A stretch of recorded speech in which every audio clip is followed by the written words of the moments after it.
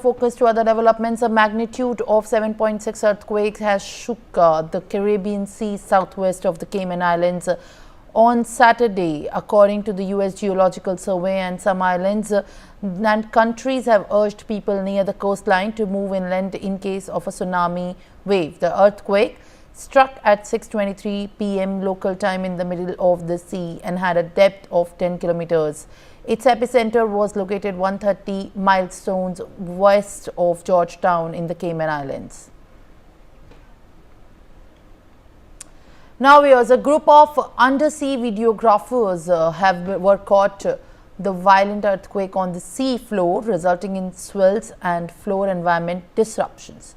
You can see, in fact, on your screens the underwater disruption that was witnessed by the camera. It was captured on the camera after tsunami alerts were issued following the 7.6 magnitude earthquake, which shook the Caribbean Sea, and some islands urged the residents to leave the coastlines as well.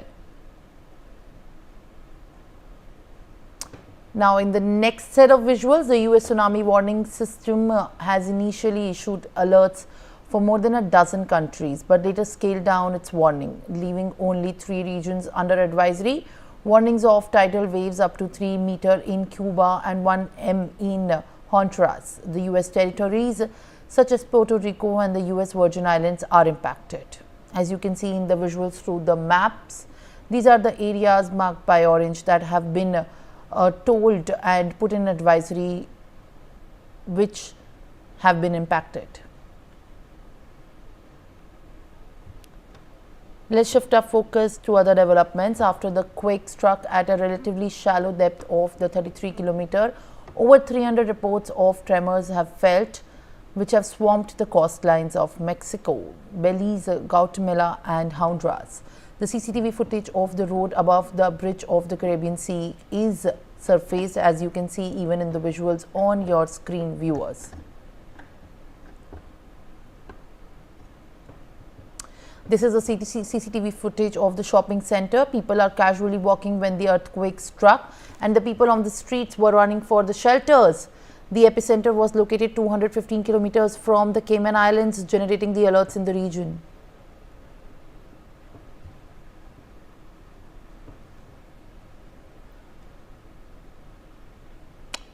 All right, viewers, as in fact 7.6 magnitude earthquake struck the Caribbean Sea southwest of the Cayman Islands. According to the US Geological Survey, in some islands and the countries have urged the people near the coastline to move inland of the tsunami. The quake struck at 6:23 p.m. local time in the middle of the sea, had a depth of 120 kilometers as per the USGS. The epicenter was located 130 miles, which is nearly 209 kilometers southwest of the Georgetown in the Cayman Islands.